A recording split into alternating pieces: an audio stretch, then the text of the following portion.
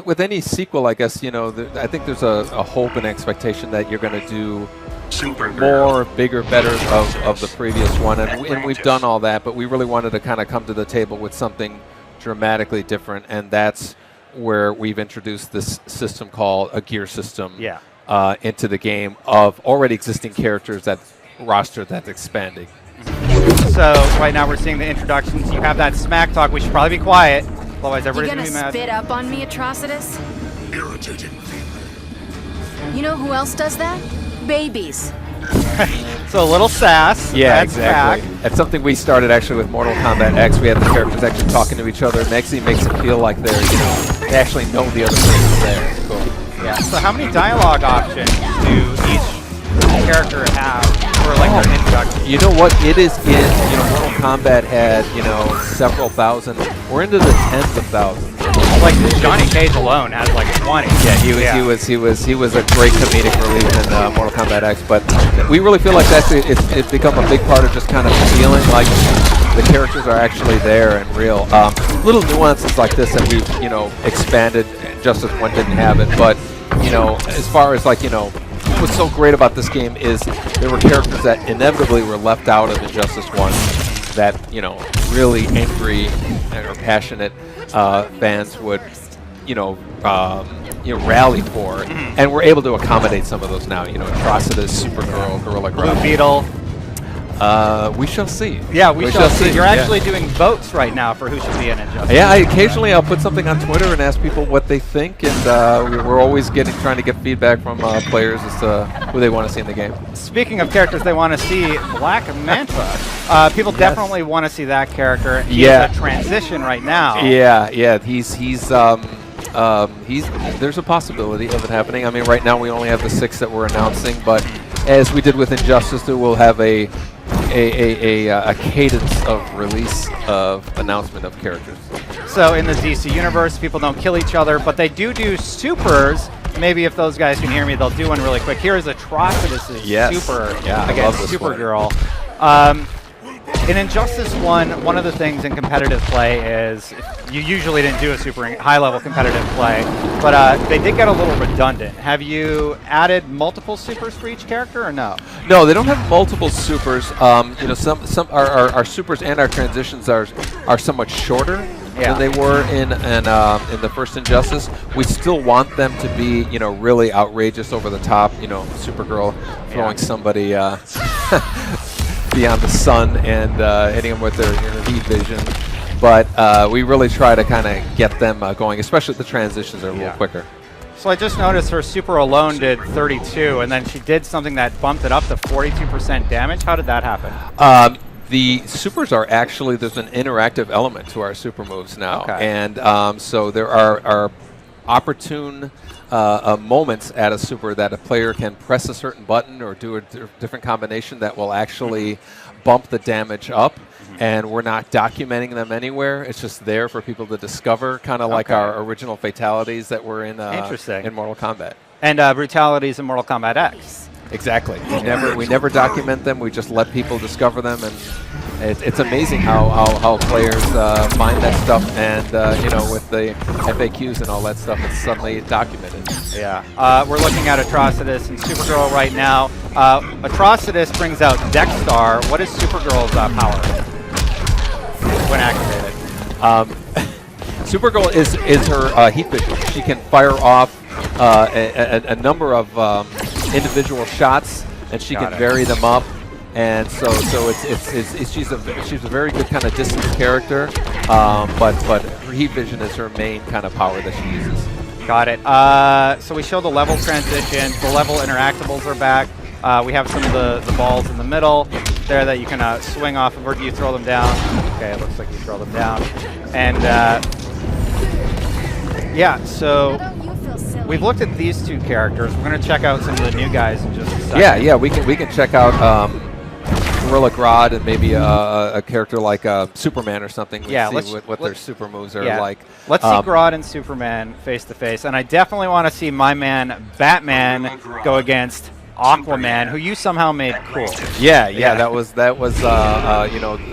Aquaman's shark super move was probably one of the most biggest wow moments that we had.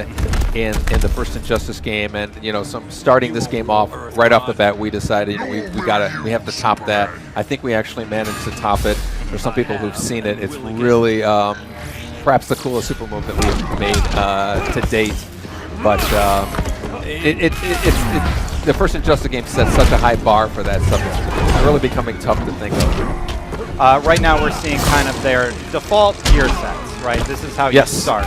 Yeah. How does that progression system work? Well, after the match, the players during the victory scheme will see basically drops of gear, and the gear is not only just like a visual aesthetic, like you can actually, Superman has like a certain headgear that'll get, but it actually affects your gameplay. It actually powers up, and so there's a number of ways, whether it's your strength, your defense, your special abilities, you can enhance your abilities, you can actually unlock moves, and so your character is constantly in this process of being upgraded. You're literally molding your characters together and creating your version of Superman. So your version of Superman after, let's say, 3 weeks of time of leveling him up is going to look different than mine, and it's also going to have different attributes, and you might have a move that's unlocked that I don't.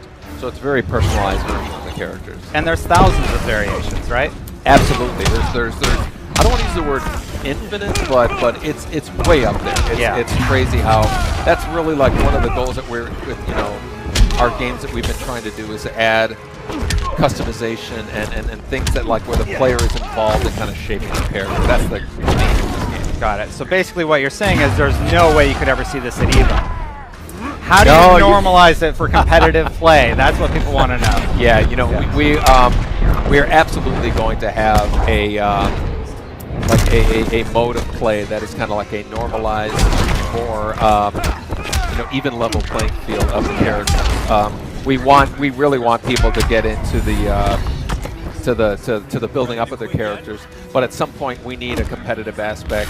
The EVOs and all the other great fighting game tournaments that are going on, and so we need some avenue, and we will have an avenue of an even play field. Well, what about just people like me who are like okay at the game, but I'm not like a top tier player? Is there going to be a ranked mode? Oh, and in ranked mode, will I be fighting people with crazy gear sets? I suspect, well, the game doesn't come out until 2017, so we haven't fleshed out all the details, but I would imagine exactly like you had said, if somebody wants to play ranked with their leveled up character, we should provide them some kind of a venue for that. And at the same time, somebody might want to play in a tournament kind of setting and rank himself with that. So I'd be surprised if we didn't accommodate both of those players. Yeah. Next up, we're going to take a look at Batman and Aquaman on a different map, ideally. Yes. I really like the Metropolis map, and there's some lore there in the background. We saw it in the trailer. Yeah. So Batman, there's Superman statues in the background holding Lois Lane, but Superman was the villain of the first Injustice. Yeah. What's going on in that level? Yeah, currently that background is kind of like inspired as like a memorial, I don't want to give away too much of the story. Yeah. But there is certainly there are some who are vested interest in bringing Superman back to power, have an incentive to do that, and so some of them were involved in some of the construction of some of the arenas, and so we have a lot of that will be explained when the story comes in. But yeah, some are vilifying Superman and some are kind of making him a hero. Exactly. Interesting. So there's two perceptions about what Superman did. Exactly. There's certainly a divide there. Okay, level transitions are back. The one on this stage is on the far right. Oh yeah, this is great. We're you actually knocked your opponent outside. And how are you changing these in any way? They're just kind of there as. Well, they're shorter first of all, and so you see quickly the action starts up again. But we do have the different kind of palette of options, and objects in the background you can fight with. That's always been kind of like a signature thing with Injustice is the arena. We describe it as like the third character. It's like a considerable involvement in how you play the game. In the first Injustice, I would constantly pick Aquaman stage because it didn't have stage transitions. I know you can turn them off. Yes. But are there levels like that in Injustice 2? Yes, we are going to have some that are just single arena, and this is that on-demand we were talking about.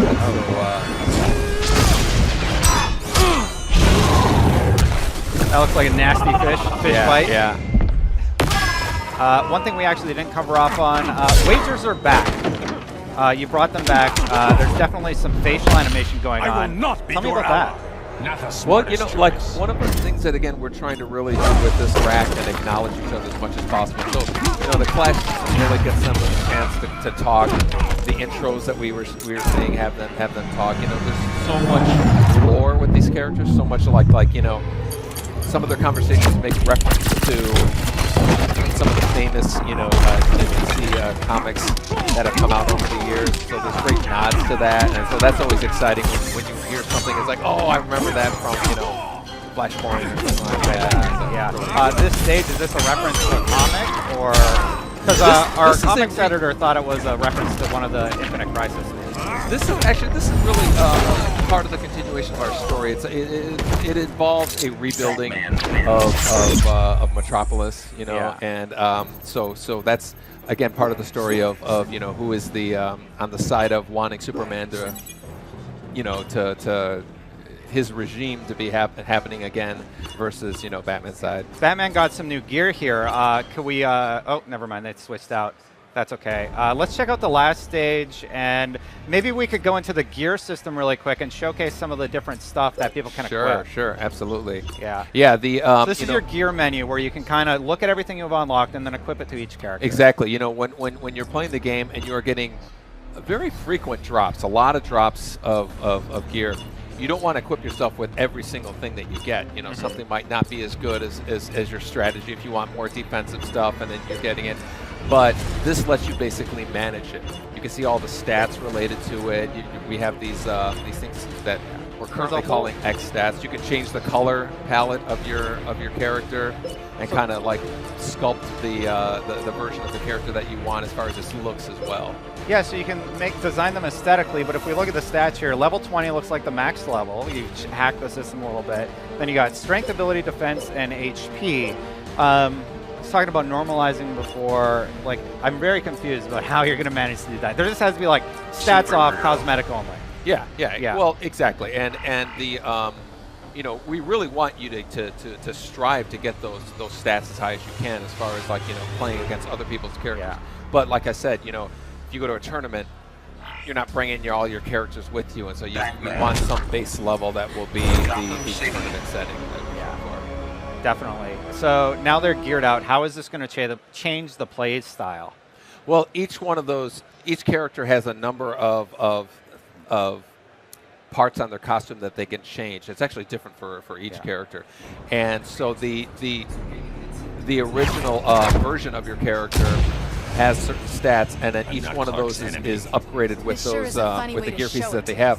I haven't memorized each one of those that they does. There's literally thousands of them, and there's a certain amount. Yeah, like our eye lasers were purple there. Exactly. That's one of the some of the visuals. Some of them are aesthetics too. Like if you want the different color eye lasers, some are aesthetics and statistics. If we could, really quick, let's see that stage transition for the Metropolis one. I'm kind of cueing the guys in the background playing the game like, hey, do that stage transition on the other side. So aesthetically, Batman changes, but you can also unlock certain moves. Yes. What kind of moves can you unlock? Well, you know, like when you have the game, you start off with the Batman, you're going to have a super number of moves. You know, you throw a batarang, you throw it at an angle, use your grappling hook. There is a triple Batman, triple batarang throw that you can unlock, and you know those moves become part of your arsenal of characters while you're wearing that, while you're leveled up to that point, and then also you can start enhancing those moves with certain gear, like actually up its damage or something like that, and constantly, you know, just kind of leveling up your character. Yeah, so like when you fight Batman, you're really not going to know what you're going to get going in. There's a base set, yes, but it's going to be really tricky.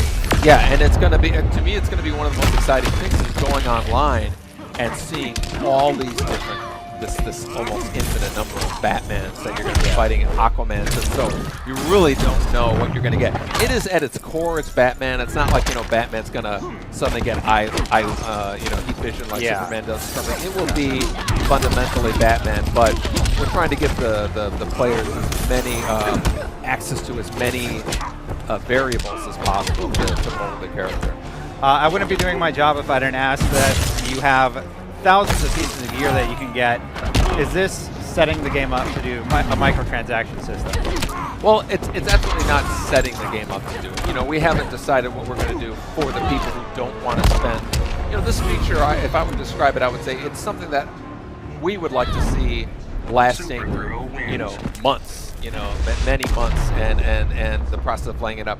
Some players may not want to actually spend all that time to level up their characters, and they may want some kind of another way to do it, but we haven't really made any kind of decisions based on that stuff. Got it. Thank you, Ed. I am super excited about Injustice 2. I hope you guys are also. Thank you so much for coming on our show today. We absolutely appreciate you having us. It's always great to see you guys. Never forget.